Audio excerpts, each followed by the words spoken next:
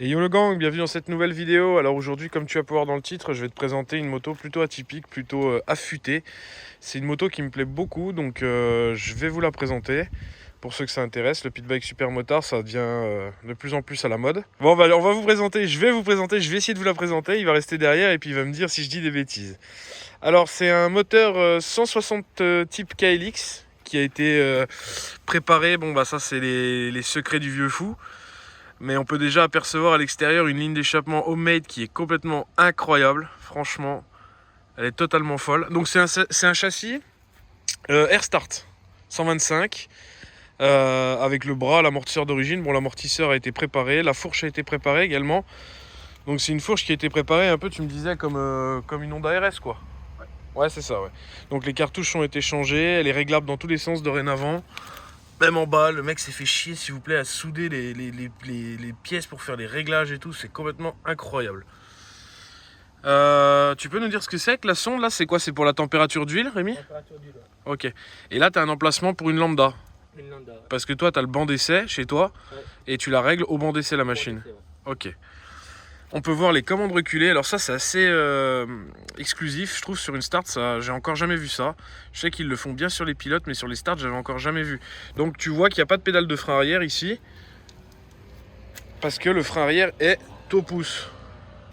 Donc je reprends parce qu'on a été dérangé in extremis. Donc le frein arrière se trouve au pouce maintenant. Donc ça se fait bien en ce moment, j'ai l'impression, je vois sur les forums, etc. Ça se fait pas mal. Donc ça, c'est un mètre-cylindre de quoi, Rémi? Ça vient d'où? C'est plus trop un truc que j'avais traîné et puis. Tu as adapté, en fait, tu t'es t'es ressoudé le machin et puis. D'accord, ok.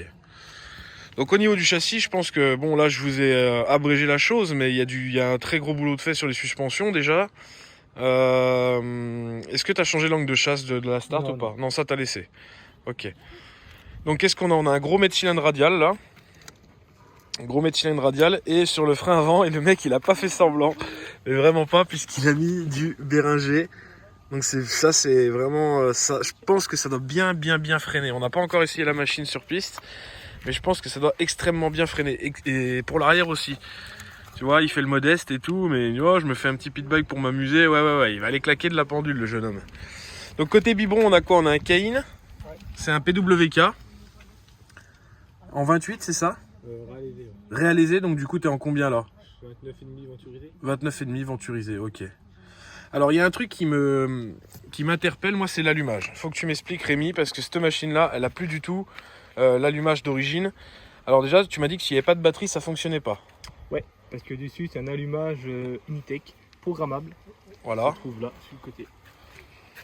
Voilà. Donc là, programmable. Alors, c'est un peu Xiaomi dans les fils, mais voilà, il y a une image programmable qu'on peut régler par USB, dont 2 maps. Donc, tu as une commande ici qui te permet d'avoir, par exemple, si tu veux te faire une map pluie, tu peux te faire une map pluie. J'ai une map bridée, une map full. D'accord. Ou une map pluie, n'importe. Et là, devant, il y a une batterie pour avoir l'étincelle à la bougie. D'accord, donc elle te sert uniquement à avoir l'étincelle. C'est-à-dire pas de batterie, pas d'allumage. Pas d'allumage, voilà. Ok. Et donc ton rotor, alors là on le voit pas évidemment, il est derrière le cache, mais ton rotor il est minuscule en fait. Il est minuscule, il n'y a plus rien dedans. Tu saurais dire combien il fait de grammes ton rotor? C'est l'origine allégée, il n'y a plus les aimants, il n'y a plus rien, c'est tout allégé de fond. D'accord. Et dessus, il y a un petit shifter. Oh, ça c'est incroyable. Alors commande inversée, donc parce que le Rémi, bon, c'est un habitué de la piste et tout, donc lui il roule beaucoup en commande inversée comparé à moi. Moi je préfère les commandes d'origine. Ah oui putain, il y a un détail que j'ai vu aussi là, c'est la boucle arrière.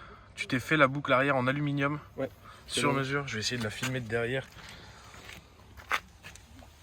Bon, elle est incroyable. Franchement, tu as fait un boulot incroyable sur cette machine. Je pense qu'elle va claquer de la pendule. On a un score à dire au banc là, ça a sorti quoi sur ton banc?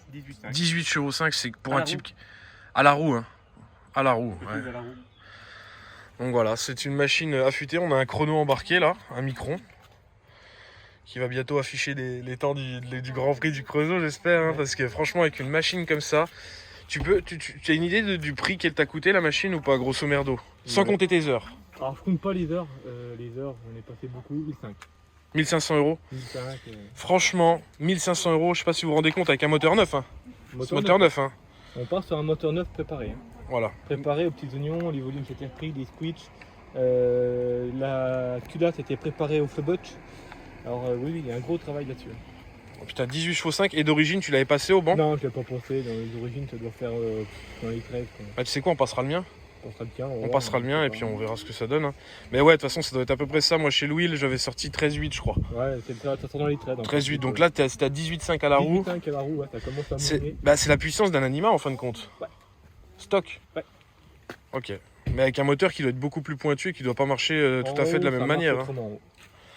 Bon, bah voilà. Voilà les amis, je voulais vraiment vous présenter cette petite machine parce que franchement c'est un bijou, franchement affûté. Je trouve ça complètement dingue, la ligne moi me fascine. Bon là elle est un peu rouillée parce que j'imagine qu'elle est pas bien, elle est pas bien épaisse. En acier, ouais. Parce que j'avais pas le temps de la faire en inox ou en titane. J'ai les deux à faire, mais ça me difficile de la faire en titane si elle ne fonctionnait pas au banc. Ouais, vu que là, tu voulais d'abord contrôler le boulot que tu avais fait. Je voulais contrôler le boulot, là si elle fonctionne, peut-être je la ferai en inox ou vraiment pour vraiment du gain de poids en titane. Ok, bah moi je te rachèterai celle-là alors. Et le silencieux pareil, donc là le silencieux c'est un full sheen par contre, on sent. C'est un full chinois, ouais. Et au niveau du bruit ça va? Au niveau du bruit j'ai la chicane, j'ai modifié l'intérieur, que j'ai réduit la chicane intérieure. D'accord. Voilà. Donc ça c'est un truc qui vient de Wish quoi. Hein. Oui, AliExpress. AliExpress quoi, ouais. Ouais mais ça va bien hein. Bah franchement mon Rémi, je suis ravi que tu sois venu avec cette petite machine. Si t'as d'autres, je sais pas si j'ai oublié quelque chose. Ouais si, il y a tellement de détails. Ouais, l'amortisseur a été à l'arrière, c'est l'origine qui a été préparée, démontée. J'ai changé l'empilage de cale quoi tout simplement. Ouais ok. Voilà.